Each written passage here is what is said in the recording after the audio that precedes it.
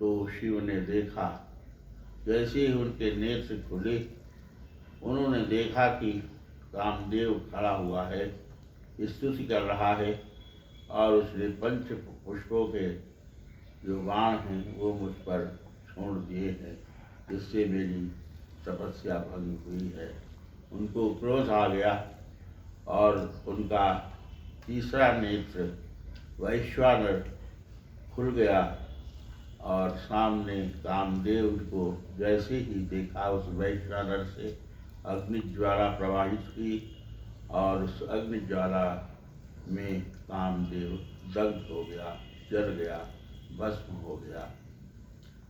रति पास में निहार रही थी, देख रही थी ये कार्य, और जैसे ही वो भस्म हुआ रति विलाप करने लगी, अत्यंत विलाप किया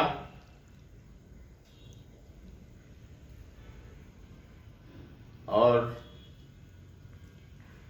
सती के रूप में उसने अपनी आहुति देने का निश्चय किया, पति के साथ जल जाने का प्रण किया और भगवान शिव से प्रार्थना की कि भगवान शिव, हे शिव, ये हमें कैसे प्राप्त होंगे, इनको आप जलाइए, इनको जिंदा कीजिए।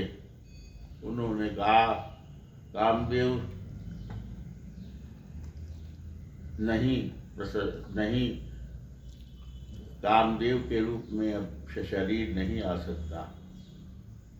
तो रति गिड़गिड़ाई, बहुत प्रार्थना की, कहा हम इनके साथ सती हो जाएंगे, भस्म हो जाएंगे, और कामदेव अगर नहीं रहेगा तो संसार का कार्य कैसे चलेगा, इनको आप अवश्य जलाइए। उन्होंने कहा नहीं, इस रूप में, जिस रूप में कामदेव मानव रूप में, देव रूप में है, उस रूप में, देव रूप में हम इसे नहीं जला सकते हैं, जीवित कर सकते हैं। तो कहा कि एक काम हो सकता है और वो काम है अनंग कामदेव।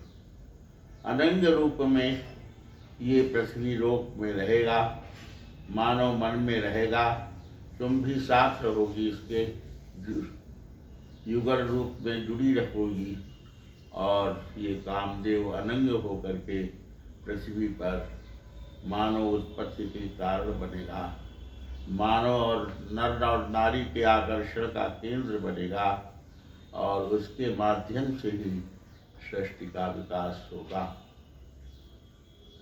इस रूप में रति जिन्हें जब सुना तो वो विलाप करती हुई सारा श्रृंगार करके पत्नी के रूप में वो कामदेव के साथ भस्मीभूत हो गई, जल गई, और कामदेव अनंग रूप में पूरे संसार के प्राणियों के साथ मग्न हो गया।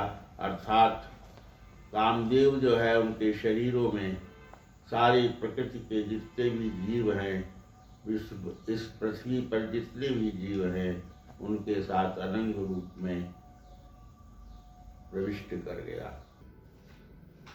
मैंने बताया था कि ब्रह्मा ने तारकासुर को मारने के लिए शिव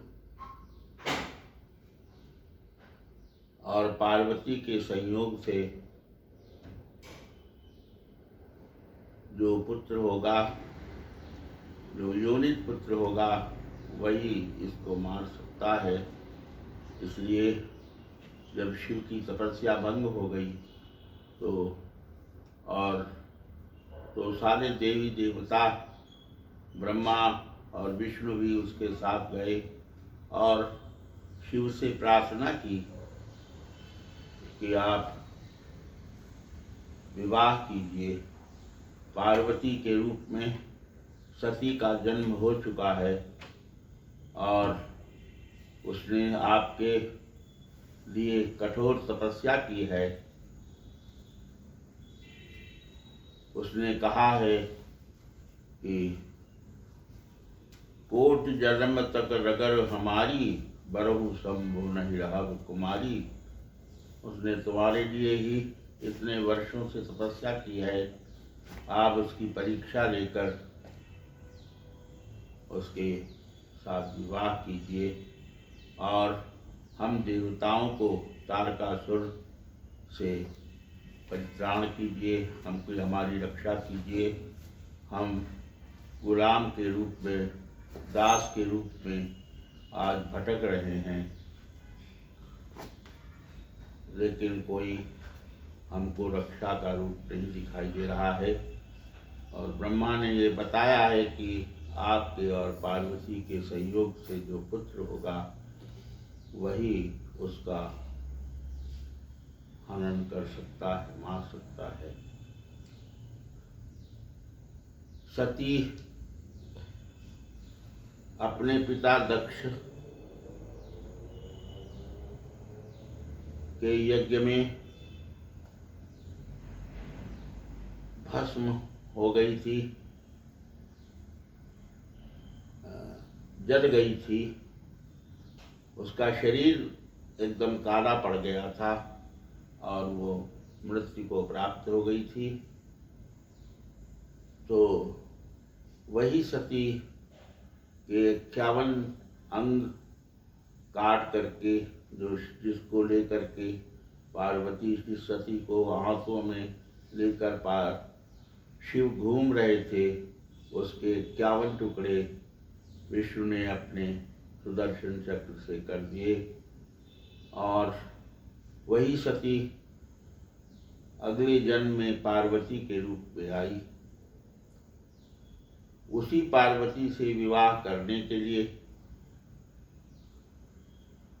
वह देवताओं ने शिव से आराधना की। शिव मान गए और उन्होंने कहा कि मैं विवाह पार्वती से करूँगा। पार्वती जब हिमांचल और सुनैना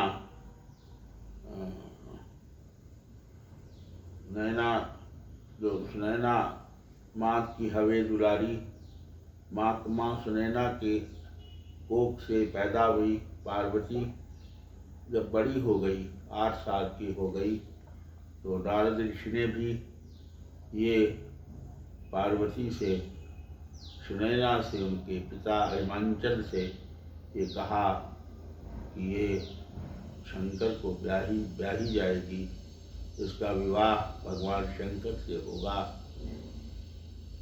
और पार्वती से कहा कि आप तपस्या कीजिए और शिव को प्रसन्न कीजिए, तभी आप विवाह करने में सफल होंगी।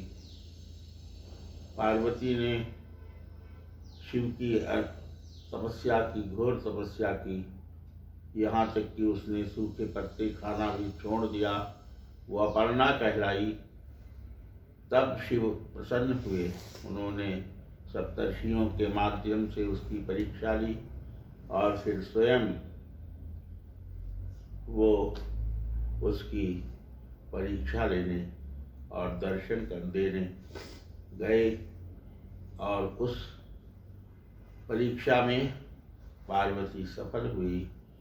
उसने दृढ़ व्रत कर लिया था कि अगर हम विवाह करेंगे तो शिव से ही करेंगे। तब शिव और पार्वती विवाह हुआ। और जब शिव और पार्वती का विवाह हो गया तो शिव के मन में थोड़े ही दिनों में उनके अंदर ये भाव पैदा हुआ कि हम मंदराचल पर्वत पर, जहाँ परशुराम का आश्रम था, उस मंदराचल पर्वत पर जाकर तपस्या करेंगे। और वो पार्वती से ये कहकर कि मैं तपस्या करने जा रहा हूँ, आप अकेले रहना।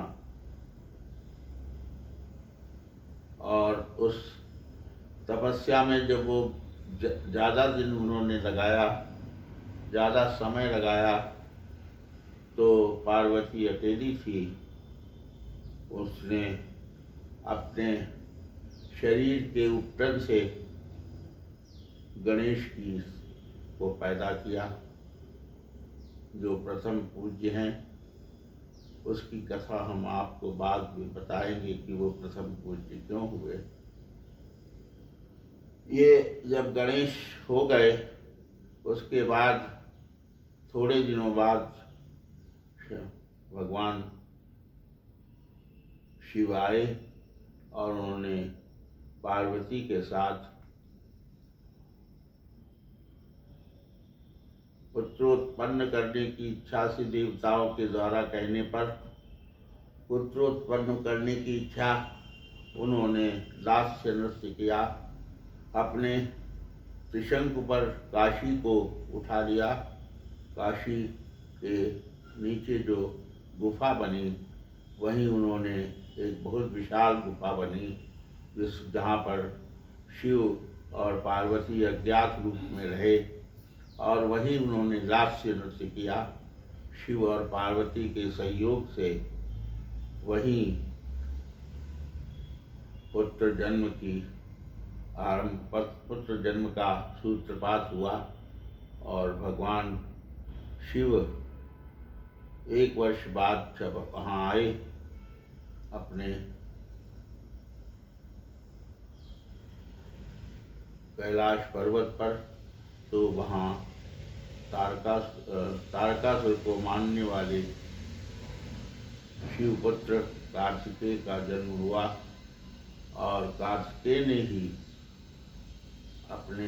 जब वो बड़ा हुआ तब उसने ही अपने शौर्य से, अपनी वीरता से उस तारकासुर का वध किया।